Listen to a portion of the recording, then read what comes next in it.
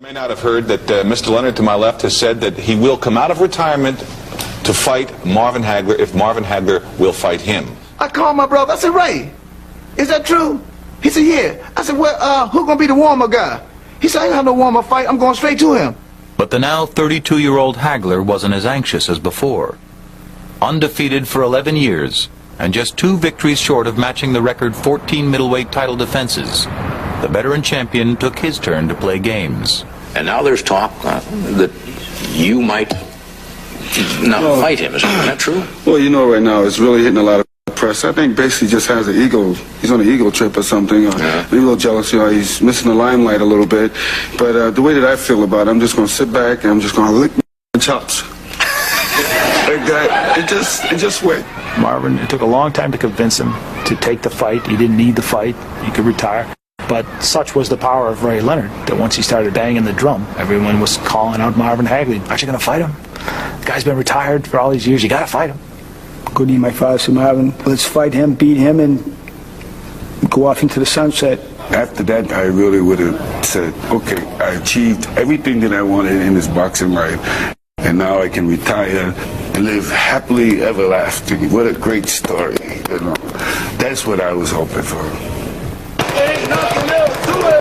To most boxing experts, Hagler's fairy tale ending seemed secure against a 30-year-old ring-rusted Leanord in his first ever fight as a middleweight. I don't care how good somebody is, it is almost impossible to conceive of somebody coming back at this level after a virtual 5-year and 50-day layoff and fighting at a world championship level. And it was almost like, I go into a hanging. I mean, people were thinking Ray Leonard's not going to win this fight, and, we're just watching an execution hearing. Marvin was ferocious, and people knew it. And now Sugar Ray was going to find out.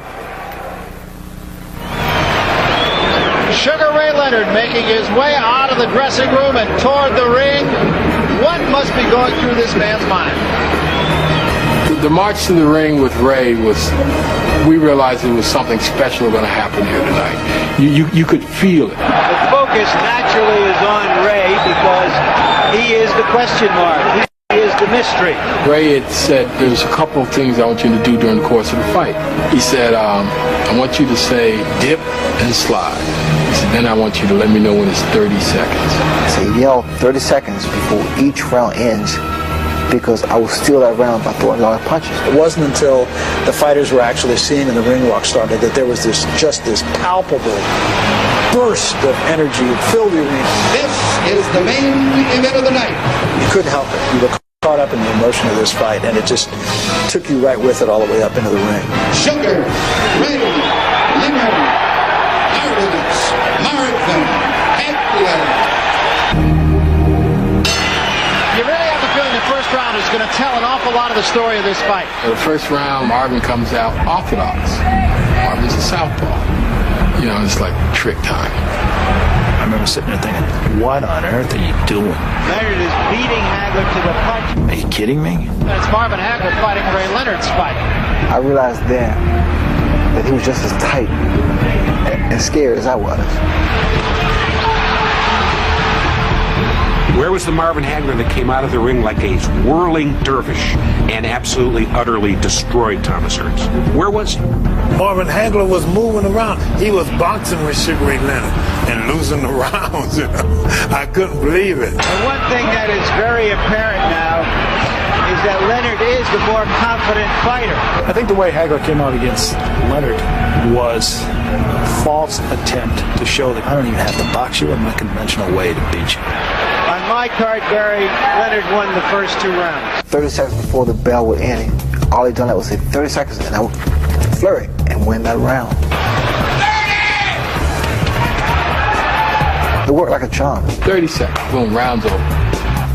Put that one in the bank. Bing, round 2's in the books. Bing, round 3's in the books. Harold Letterman, how do you score the fight?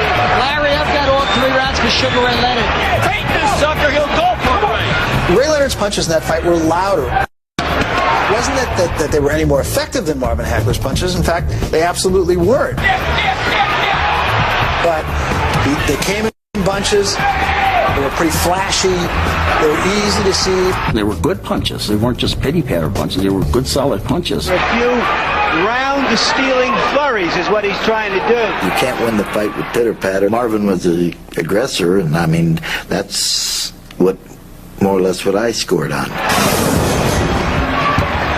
Marvin's doing his thing. He's pursuing Sugar Ray, and he's stalking him and hunting him down, and he's beating him up. A good right. Ray seemed hurt. Big right hand by Marvin Hagler. And now Hagler chases Leonard. And Leonard would pop in, do his little dance and flurry and this and that. I'm a fighter, you know, and that's what I've always been. Hagler just continues to press Sugar Ray Leonard. But this guy was, you know, just like a little rabbit, man. I mean, pew, pew, pew, pew, pew. Ray Leonard wanted the bigger ring here. He got his wish, and he's using all of it. If you want to beat the champion, if you want to take my title, I think you got to come and take it. This is what Hagler wants. He wants a war. All through the fight, you could see them talking. Hagler was saying to him, "Come on, bitch." And he was calling him a wuss. He was calling him a sissy. He said, "Stop and fight like a man, you little bitch. Fight me like a man, you little bitch." And I said, "No." Ray don't fight nobody slugging. He's a mover, a boxer, a chess player. To me, he fought like still back in the Olympic days. I didn't feel as though he fought me like a champion. And Leonard with his hands at his side, really taunting Hagler. Hit him in the ass, you know, spin him around, do a little flurry, move around, dance, raise your hand. You know, the purist looked at that and said, "Ah, that's garbage." And now Hagler mocking Leonard. But meanwhile, what is it doing to this guy's head? Smiling at him and just essentially saying, "Come on." And now Hagler's getting angry. It was sickening. You know, I'm watching him fight, and he's out there, you know, sticking his head out, shuffling his feet, and I'm like, this is why I don't like him. It worked for what it was. It's kind of a little humor, if you will. You don't make a mockery out of the sport. Ray, please, box. Deep breath. Give me another one. How you feel, man? We're going to brawl this guy, keep the pressure on him, taking his legs away right now. The ninth round was probably Marvin's best round. I said, "Here we go. We're gonna finally get to Ray and put him away." Ray Leonard is hurt in the corner. Leonard's left hand down at his side. Hagler peppering him. All of a sudden, the little fella, bop, boop, bop, boop, bop, bam, bam, boom, backs Marvin up. And now it's Hagler who backs off. Hagler knew then he had to take Ray out sooner or later to win the fight. Ray Leonard's ability to take the punches from Hagler is astonishing, really. No, I think he was dying in there. Leonard just took a deep breath and dropped his arms. Now, whether that was a ploy, we'll find out here. 15 seconds left, round 9.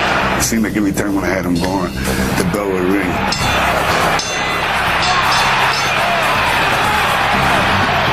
There's almost an audible sigh. Oh, blind Ray survived. Oh, blind Ray survived. He was winning just because he wasn't losing. And how far will Ray Leonard's legs take him? 15 seconds left, round 10. I have it an even fight. But you must understand that at this point in the fight, everyone had Ray knocked out. 30 seconds. 11th round. To me, at that point in the fight, the judges stopped watching the fight and started watching Ray. Hard to know how this fight will be scored, but it's closer than Marvin Hagler thought it would be going into this last round. Ray, deep breath. We got 3 minutes. Yeah. Come on, baby. We got 3 minutes. One more round and fight's over. You better. New champion. The 12th round of that fight was, to me, a very symbolic round.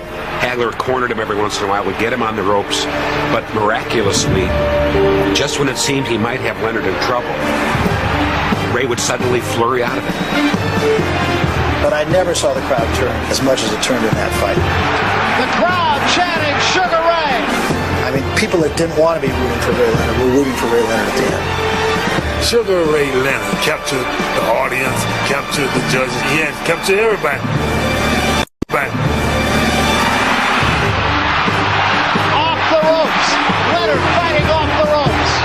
The crowd just rose to its feet, thunders, saying, "This is the real deal." Sugar Ray Leonard showed up for the fight. like it?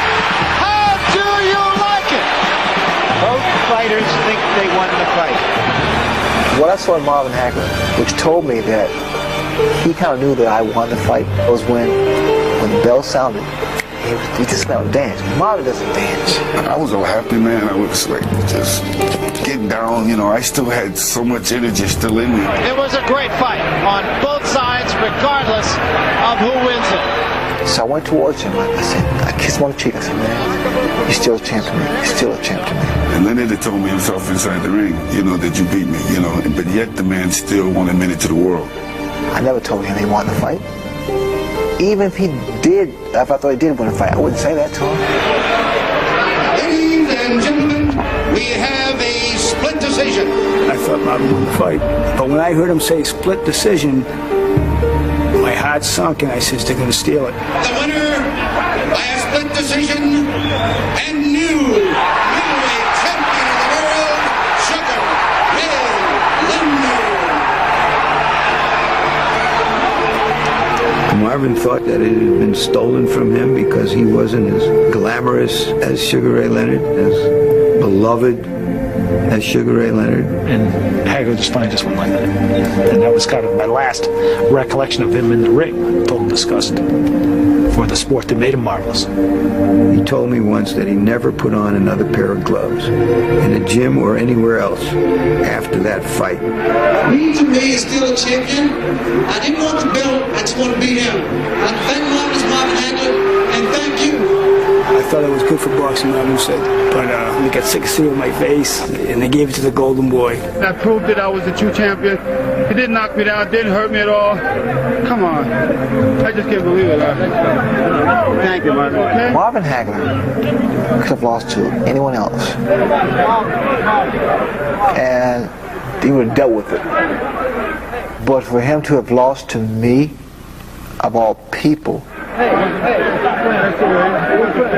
I think but for the Hagler fight, Ray Leanord might be under the category of what might have been. It's the greatest comeback I think I've ever seen. Whether you think he won or lost, it was one of the transcendent performances in the history of that sport. No question about it. When I look at the fight, I mean, I think I threw about 3 TVs out every time because I don't see what everybody sees. This man never beat me. The Ray Leanord-Marvin Hagler fight is a fight that people are going to talk about forever. But there's not going to ever be an answer. Did he win the fight? Yeah, he won the fight. And Marvin Hagler won the fight? Yeah, he won the fight. But to be honest with you, every time I see that fight, it gets closer and closer and closer. But